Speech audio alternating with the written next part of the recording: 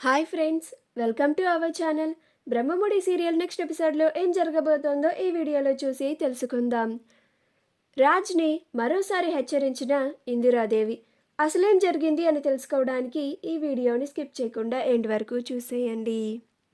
రాజ్ కళ్యాణ్తో గార్డెన్లో మాట్లాడుతూ ఉంటాడు. రాజ్ కళ్యాణ్ ఇద్దరు మాట్లాడుకోవడం ఇందిరాదేవి గుమ్మం దగ్గర నుంచొని అంతా చూస్తూ వింటూ ఉంటుంది. రాజ్ కళ్యాణ్కి అంతా సర్ది చెప్పి తిరిగి వస్తూ ఉంటాడు. అప్పుడు ఇందిరాదేవిని చూస్తాడు.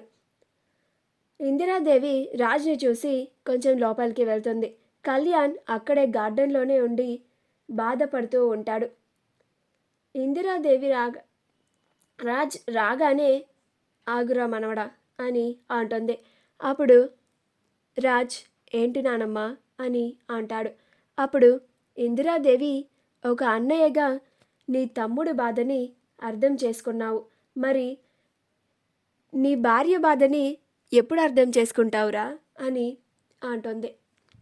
అప్పుడు రాజ్ నేను మంచి సమయం కోసం ఎదురు చూస్తున్నాను నానమ్మ అని అంటాడు. అప్పుడు ఇందిరాదేవి మంచి సమయం కోసం ఎదురు చూస్తూ ఉంటే టైం అలానే గడుస్తూనే ఉంటుంది. ఈ క్షణమే నువ్వు కావ్యకి నీ మనసులో ఉన్న మాటని చెప్పేరా అని అంటుంది. ఇన్నాళ్ళు అందరి సమస్యలను పరిష్కరించడానికి మీ సమయాన్నంతా వృధా చేసుకున్నారు. ఇక మీదట అలా సమయాన్ని వృధా చేసుకోకండి. ఇప్పుడు నీ తమ్ముడి సమస్యని పరిష్కరించడానికి వాడు బాధపడుతున్నాడు అని వాడితోనే నువ్వు మాట్లాడుతూ వాడి గురించే ఆలోచిస్తూ నువ్వు సమయాన్ని వృధా చేయకు. ఇప్పటికే కావ్య ఇంటికి వచ్చి సంవత్సరం అయింది, అయినా కూడా కావ్య కడుపు ఇంకా పండలేదు అని అంటుంది. నువ్వేమో నీ భార్య పైన నీ మనసులో అంత ప్రేమ ఉన్నా కానీ నీ భార్యకి చెప్పడమే లేదు. నీ బాధని చూడలేక మేమందరం కలిసి మీ ఇద్దరికి శోభనం ఏర్పాటు చేస్తే అది కాస్త ఆ అనామిక చేసిన గొడవ వల్ల ఆ ప్రయత్నం కూడా వృధా అయిపోయింది. ఇంకెన్నాళ్ళని మీరిద్దరు దూరంగా ఉంటారురా? ఇక మీదట అయినా ఇద్దరు కలవండి అని అంటుంది. అప్పుడు రాజ్ అలాగే నానమ్మ అని అంటాడు. అప్పుడు ఇందిరాదేవి అలాగే నానమ్మ కాదురా, ఈసారైనా నువ్వు నీ మనసులోని మాటని నీ పెళ్ళంకి చెప్పు, లేకపోతే ఇంకోసారి నేను ఇలా నీతో నీ మనసులో ఉన్న మాట నీ భార్యకి చెప్పు అని ఇలా మర్యాదగా చెప్పాను. నేను చేయాల్సింది నేను చేస్తాను అని అంటుంది. అప్పుడు రాజ్ నువ్వంత పని చేయకు నానమ్మా, నేను ఎలాగైనా సరే ఈరోజు కళావతికి చెప్తాను అని అంటాడు. అప్పుడు ఇందిరాదేవి అలాగే ఈసారి నీ మాటని నమ్ముతున్నాను అని అంటుంది. కావ్య వంటగదిలో తన పని చేసుకుంటూ ఉంటే అక్కడికి అపర్ణ వస్తుంది. అపర్ణ రాగానే కావ్య ఏంటత్తయ్య ఇక్కడి వరకు వచ్చారు, నన్ను పిలిస్తే నేనే వచ్చేదాన్ని కదా అని అంటుంది. అప్పుడు అపర్ణ వీటికేం తక్కువ లేదు కానీ నువ్వు అసలు ఏం చేస్తున్నావో నీకన్నా అర్థమవుతుందా అని అంటుంది. అప్పుడు కావ్య ఏమైంది అత్తయ్య, నేనేమన్నా తప్పు చేశానా అని అంటుంది. అప్పుడు అపర్ణ అవును, చాలా పెద్ద తప్పు చేశావు అని అంటుంది. అప్పుడు కావ్య ఏంటత్తయ్య నేనేం తప్పు చేశాను అని అంటుంది.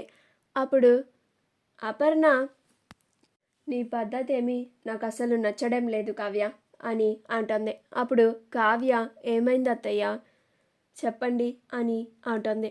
అప్పుడు అపర్ణ నువ్వు రాజ్కి ఎందుకు దూరంగా ఉంటున్నావు కావ్య అని అంటుంది.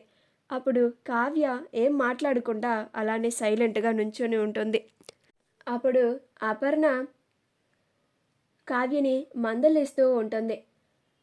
ఎప్పుడు వాళ్ళ సమస్యలు వీళ్ళ సమస్యలని పరిష్కరించడమే కాదు, నీ సమస్యని కూడా నువ్వు పరిష్కరించుకో అని అంటుంది.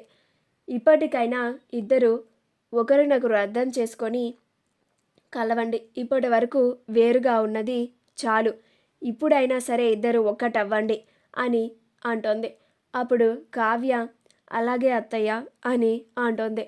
అప్పుడు అపర్ణ అలాగే అత్తయ్య కాదు, నాకు ఏడాది వచ్చేసరికి నాకొక మనవడిని నా చేతిలో పెట్టాలి మీరు అని అంటుంది. అప్పుడు కావ్య, అలాగే అత్తయ్య, ఈ మాటని మీ అబ్బాయికి కూడా చెప్పండి అని అంటుంది. అప్పుడు అపర్ణ, వాడికి అత్తయ్య గారు చెప్తున్నారులే అని అంటుంది. ఇక్కడి నుంచైనా నువ్వు నీ కాపురం గురించి ఆలోచించు కావ్య. పెళ్లి చేసుకున్నందుకు నీ బ్రతుకు పండాలి, నీ కడుపు పండాలి అని అంటుంది. ఇక నుంచి ఇద్దరు అస్సలు విడివిడిగా ఉండద్దు, ఇప్పటి నుంచైనా ఒక్కటిగా ఉండండి అని అంటుంది. అప్పుడు కావ్య, అలాగే అత్తయ్య, మీరు చెప్పినట్లుగానే చేస్తాను అని అంటుంది.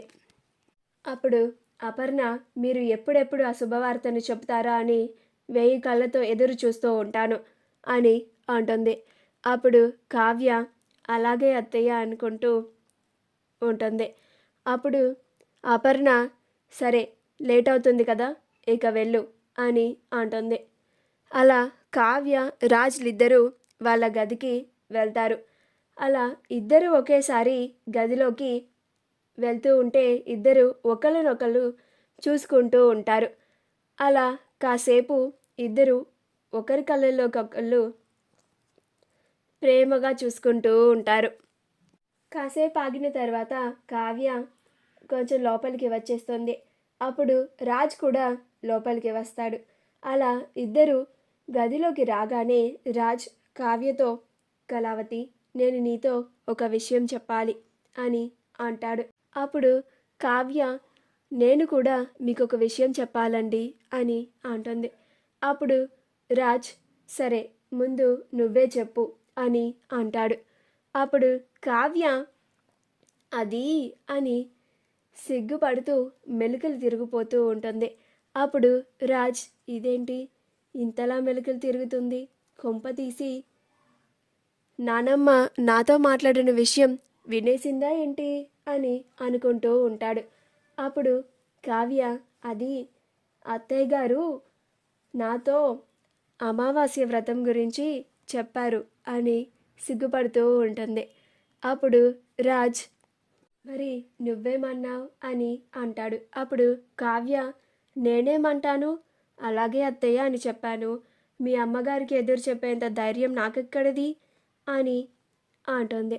అయినా ఆవిడ ఇక నుంచైనా మన కాపురం మీద దృష్టి పెట్టమని చెప్పారు, నన్ను మందలించారు కూడా అని చాలా అమాయకంగా చెప్తూ ఉంటుంది.